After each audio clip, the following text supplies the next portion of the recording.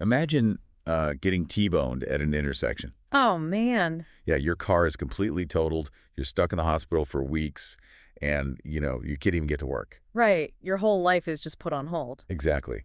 And the driver who hit you, they just drive away. Wow. Their car doesn't have a single scratch. Their insurance premiums don't go up a dime, and nobody pulls their license. That is just, it's incredibly frustrating just thinking about it. It is. And welcome to the deep dive, Mm. because today we are looking at why that exact infuriating scenario happens every single day in the modern workplace. It really does. We're exploring this highly unsettling but deeply fascinating article by Dr. Jonathan H. Westover. It's called The Accountability Gap: Why Workplace Bullies Evade Consequences. Such an important read. So our mission today, for you listening, is we're pulling back the curtain on this open secret.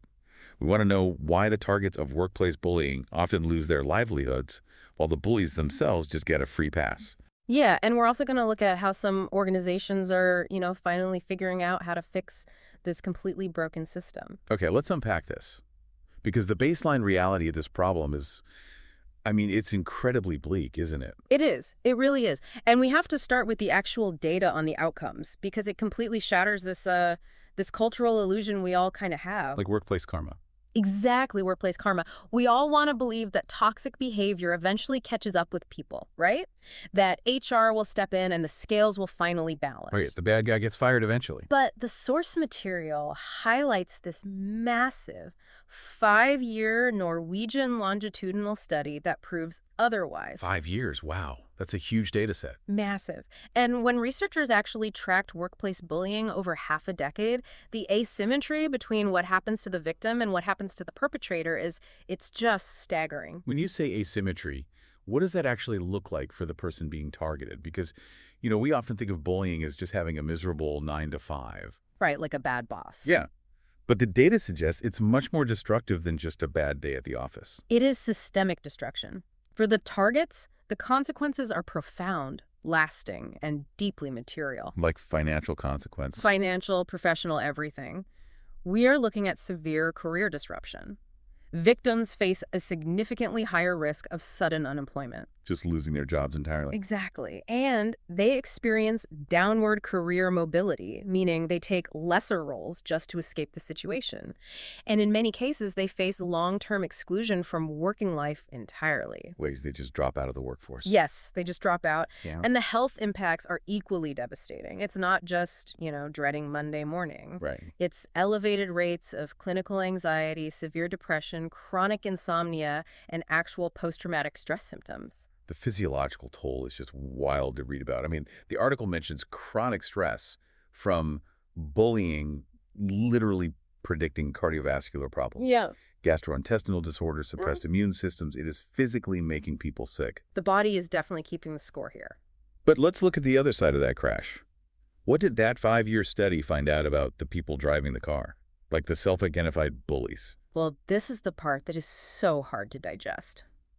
The study tracked the perpetrators alongside the victims, and the perpetrators experienced zero significant increase in their intention to leave their jobs. Zero. Zero. They had no extra employer changes, no jump in unemployment, and absolutely no increase in disability benefits or health-related work absences. So absolutely no professional or physiological interruption whatsoever. None. They just walk away completely unscathed. Entirely unscathed. What's fascinating here is that this asymmetry isn't just an unfortunate accident or, a glitch in the matrix. Right. It reveals a fundamental structural failure in organizational justice. It tells us that our corporate systems for detecting and responding to interpersonal harm, they're functioning exactly as they were built to function. Which is to protect the institution, not the individual. Precisely. But to truly understand how bullies manipulate these systems, we really have to define what the research actually means by workplace bullying. That's a good point, because we do throw that word around really casually. Like someone might say, oh, my boss snapped at me in this status meeting today. He's such a bully. Right. But according to this research, it's a lot more specific than someone just having a bad day and taking it out on you. Very much so. A single harsh interaction, while it might be toxic and completely unprofessional, it does not constitute bullying in the organizational psychology sense. So what's the actual definition? True workplace bullying requires two structural elements. The first is repetition and duration. Okay, so it's not a one-off. No, it's an escalating process. It is a series of negative acts that unfold deliberately over weeks, months, or even years. So it's cumulative. It's like this slow, methodical drip, drip, drip of mistreatment. Yes, it is a campaign, not an event. And the second vital element is a power imbalance. Meaning the victim can't fight back. Exactly. The situation is fundamentally designed so that the target has extreme difficulty defending themselves. Now, when we talk about power imbalances, my mind immediately goes to the formal org chart, like the tyrannical boss and the helpless subordinate. Sure, that's the classic image. And I know the article notes that between 10 and 15% of employees experience this, which is just a staggering chunk of the workforce. It is a massive number of people. It really is. And it mentions it's especially prevalent in healthcare, education, and public administration. But I'm curious, is this power dynamic always just a boss bearing down on an employee? Not at all. And honestly, that assumption is exactly where organizations miss the early warning signs. Really? How so? Well, yes, formal authority is the most common, a supervisor who controls your assignments, your PTO, or your performance reviews. But power asymmetry frequently comes from informal sources. Like what? Think about the person with the most tenure on the team who knows all the legacy systems, or the one with a highly specialized technical expertise that the company relies on to, just keep the servers running. Oh, I see. It can even be about network centrality. Network centrality. You mean like the person who plays golf with the CEO? Or who happens to be best friends with the VP of sales? Exactly. The untouchable employee. They hold social capital that acts as a shield. That makes a lot of sense. And the source material even points out that upward mobbing occurs. Wait, upward mobbing. What is that? That's when subordinates gang up to bully a supervisor. Oh, wow. I wouldn't have even thought of that. Yeah, if a group of employees has strong informal alliances and they decide to systematically undermine a new manager, maybe by forgetting to pass along vital information or missing deadlines on purpose, or publicly humiliating them in all-hands meetings. Yikes. That is workplace bullying, completely regardless of what the org chart says. I hear you, but I have to push back on this a little. Okay, go for it. Because I think a lot of people listening might be struggling with the subjectivity here. The line still feels incredibly blurry to me. It can feel that way, yes. If you are in a high-stakes, fast-paced industry, where exactly is the line between a demanding boss who is aggressively pushing their team for excellence and a toxic, autocratic bully? That's a really common question. Because if my boss publicly criticizes a presentation I worked on for 3 weeks, that feels deeply personal and humiliating to me, even if they say they're just, focusing on the output. Right. How does an investigator untangle the victim's subjective hurt feelings from objective bullying? That is the exact gray area that bullies thrive in. And it's a brilliant question. The distinction really comes down to the ultimate function of the behavior. The function of it. Okay, yeah. A demanding environment, even a highly stressful one, is focused on the work product. The standards are exhausting, the deadlines are brutal, but the critique, even if delivered bluntly, is about the output. Workplace bullying, however, actively and intentionally degrades a person's ability to actually do their job. Okay, can you walk me through the mechanics of that? Yeah. How does a bully sabotage the work while pretending to just be demanding? Sure. So a demanding boss tells you your presentation is flawed and demands you fix it by tomorrow. Stressful but work-focused. Exactly. A bully, on the other hand, removes your access to the data you need to fix the presentation and then publicly berates you in front of the department head for failing to fix it. Oh, wow. That's a huge difference. It involves persistent, unconstructive criticism, purposefully excluding someone from work-related activities, or setting impossible deadlines while actively withholding resources. So they're setting you up to fail. Yes. A demanding boss wants you to perform better so the team wins. A bully wants to undermine your professional credibility to maintain their own dominance. That makes perfect sense. The bully is actually sabotaging the work itself just to keep the target off balance. Exactly. And yet, this is happening in 10 to 15% of careers. We have HR departments, we have employment laws. Why aren't companies stepping in and stopping this? This brings us to the massive gap between corporate policy and actual practice. If zero-tolerance policies fail because HR is too far removed from the day-to-day reality, we have to look at why those policies exist in the first place. Which is usually money, right? While the financial cost of inaction is staggering, We're talking billions globally in lost productivity, healthcare expenditures, turnover of high performers, and litigation. Billions. Yeah.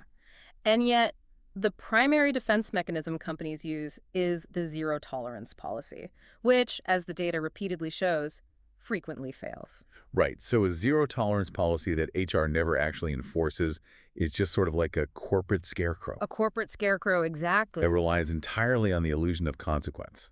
The first day it's up, the bad actors might be a little wary, but eventually they realize the scarecrow is completely hollow. It doesn't actually do anything. Right. It can't move. It never actually stops them. So they just start using it as a perch while they eat the crops anyway. That's pretty vivid. Once a bully figures out the policy is just performative, the policy actually empowers them. That is a perfect metaphor. Because in many organizations, these policies are designed exclusively by legal teams to manage corporate liability, not to protect employee well-being. It's just a shield for the company. Exactly. A policy might look really robust on paper, but if an organization adopts it and then fails to independently investigate reports or refuses to discipline a higher-ranking perpetrator, the employees notice instantly. They see right through it. The scarecrow doesn't move. And the targets quickly recognize that reporting the behavior will do nothing but paint a massive target on their own backs. So if the scarecrow doesn't work, Mhm. what are the companies doing who actually get this right? How do you build a system that genuinely protects people? The evidence points to integrating respectful behavior into the actual DNA of the company's performance metrics. Like making it part of your job description. Essentially, yes. For example, Johnson & Johnson revised their Credo Values framework to explicitly address psychological safety. But they didn't just write a nice policy and put it in a drawer. What did they do? They integrated bullying prevention into their leadership development and performance management. They literally evaluate managers on their ability to catch early warning signs of interpersonal conflict before it solidifies into bullying. So it's not a standalone compliance checkbox you click through once a year on some training module. Yeah, not at all. It's an actual metric of whether or not you were good at your job. Precisely. But where it gets really revolutionary is how companies handle the investigations themselves. Oh. Deloitte Australia realized that standard HR investigations were failing because they were treating these complex, deeply emotional situations as simple, linear policy violations. Which they aren't. Right. So they implemented a specialized investigation team trained in trauma-informed interviewing and psychological harm assessment. Hold on, trauma-informed HR. How does that actually work in practice? Because standard HR is just, tell me the date, time, and exactly what was said. Exactly. And that is why standard HR fails victims of bullying. Standard HR asks linear, fact-based questions. What time did he yell at you? Who else was in the room? What exact words were used? Right, they want a police report. But neurobiologically, prolonged trauma affects the brain's ability to sequence events linearly. When you are terrified of your boss, your brain is in survival mode. It's not filing away timestamps. So if an HR rep asks a victim for a perfect chronological timeline and the victim gets confused or mixes up dates, standard HR might flag them as an unreliable witness. wow. They look at the inconsistency and just say, we can't substantiate it. Yes, they throw the case out. But a trauma-informed interviewer understands the mechanics of memory. They know to ask sensory and experiential questions first. Like what? They ask things like, what do you remember feeling in the room when that meeting happened? Or how did your body react when you saw that email? Oh, that's completely different. It is. And this approach unlocks the memory because trauma is stored sensorily. By changing the interview mechanics, Deloitte found that the quality of their investigations improved significantly. That is incredible. It allowed them to get to the actual truth, rather than just throwing out paces because the victim couldn't produce a perfect timeline. That is absolutely brilliant. It changes the entire paradigm from, can you prove this in a corporate court, to let's figure out what is fundamentally broken in this team dynamic. Exactly. But if HR is reforming how they investigate, we still have to talk about the people who see the bullying happen before HR ever gets involved. You mean the bystander? The bystanders, yes. Bystander behavior is arguably the most significant influence on how severe bullying becomes. Bullying rarely happens in a vacuum. The collective silence of a team creates this shield of power around the perpetrator. But let's bring you, the listener, into this thought experiment. Think about the highest performer at your current job. The untouchable one. We all know one. Right. The massive rainmaker or the genius coder. If they started berating a junior designer in a Slack channel or quietly excluding someone from crucial meetings, is it really realistic to ask you to speak up? It's a huge ask. Would your HR department actually risk losing their top revenue generator to protect a junior employee? Be honest. Yeah. How do companies actually make it safe for a bystander to intervene without torpedoing their own career? It is the ultimate stress test of an organization's culture. You cannot ask a junior employee to be a martyr. Right. Organizations have to completely reframe intervention. It cannot be seen as heroic risk-taking. It has to be established as standard professionalism. How do you mandate that mechanically, though? Like, how do you make that a rule? Well, you look at companies like Pixar Animation Studios. They utilize what they call brain trust principles. I've heard of that for their movies. Yes. Initially, this was an architectural framework for creative feedback. Like, how do you rigorously critique a movie without destroying the director's ego? Right. The brain trust separates the person from the problem. If someone pitches a bad idea, you attack the idea, not the person. But Pixar integrated this into their interpersonal conduct norms. So how does critiquing a movie translate to stopping a bully? By changing what is considered a threat. At Pixar, speaking up against bad behavior isn't framed as policing your colleagues or being an HR snitch. It's not about being a tattletale. No, it is explicitly framed as protecting the collective creative capacity of the team. If someone attacks a person rather than an idea, it is flagged as a threat to the creative process. Oh, that's clever. It really is. It lowers the social cost of speaking up because you aren't saying, you are hurting my feelings. You are saying you are violating the rules of the brain trust and hurting our ability to make a great movie. That is fascinating. Mm-hmm. It takes the target off the individual victim and makes the bystander a defender of the team's shared goal. Exactly. But, as you pointed out, the real friction happens when the bully is a top earner. The brilliant jerk, right. The developer who writes the best code but screams at the QA team, or the surgeon who saves lives but throws scalpels at the nurses. Right, and if we connect this to the bigger picture, how a company handles the brilliant jerk signals everything you need to know about their true values. Absolutely. When a company retains a toxic high performer, they are sending a megaphone broadcast to the entire company that productivity is valued over human collateral. And that's exactly how you lose your best people. They see that, they realize the culture is a sham, and they leave. So how do you actually hold a brilliant jerk accountable? Well, NASA's Goddard Space Flight Center actually tackled this head-on. Yeah, NASA. Yeah, NASA. Their internal research showed exactly what you'd expect.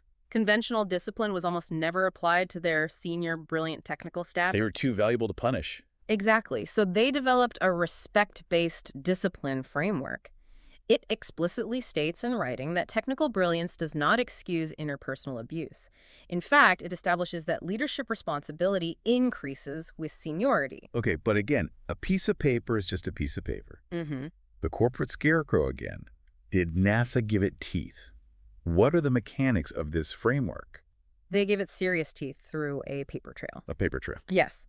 If NASA Goddard wants to retain an employee who has a substantiated bullying claim against them, HR cannot just sweep it under the rug. It requires an executive review. Oh, wow. And the executive has to provide a formal, written justification for keeping that toxic person, which goes prominently into the personnel files. Wow. So they attach the executive's name to the risk. Yes. That forces accountability all the way up the chain. You can't just look the other way. You have to formally, legally own the decision to harbor a toxic employee. Precisely. If that employee gets sued later, your name is on the document saying you knew and kept them anyway. Exactly. It forces leaders to choose between their ethical frameworks and their short-term performance metrics on the record.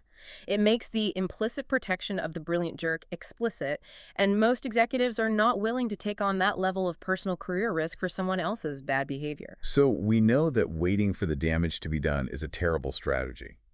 By the time someone files a formal complaint, the psychological harm is already deep. You know, the T-bone accident has already happened. Right. How do organizations shift from being reactive to being proactive?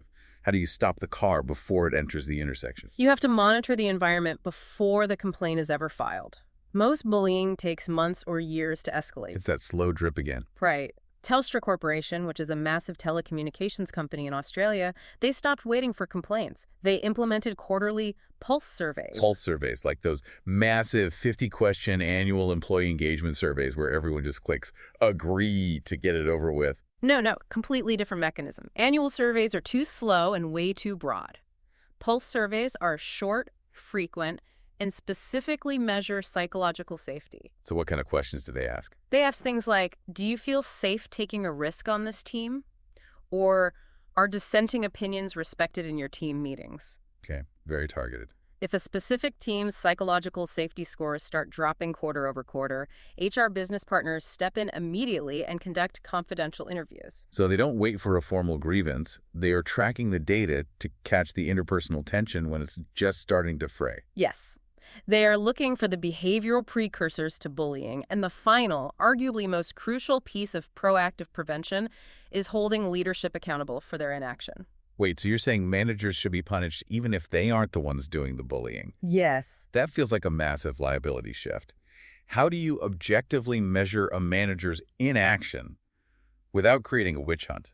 It is a massive liability shift, and it's absolutely necessary. When managers ignore reports, when they discourage complaints to, keep the peace, or when they protect perpetrators because they're high performers, they become structurally complicit. They're part of the problem. Exactly.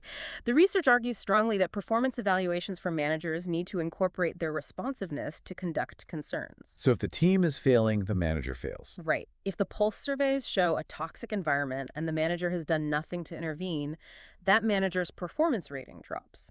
If you fail to investigate or report mistreatment that you see happening, you face proportionate consequences because maintaining a safe environment is the core function of management. So what does this all mean? If we step back and look at this entire stack of research, all these structural failures and innovative solutions, what is the core takeaway for you listening right now? The core takeaway is that a written policy is not accountability. Real accountability means the consequences must match the harm inflicted, completely regardless of the perpetrator's value to the bottom line. It doesn't matter how much money they make the company. Not at all. Furthermore, we have to stop thinking that offering the victim some counseling is enough. Supporting targets is crucial, offering flexible work, providing trauma-informed care. But that support must happen alongside punishing the bullies, not instead of it. Right. Compassion for the target does not cancel out the need for consequences for the perpetrator. It goes right back to the T-bone accident.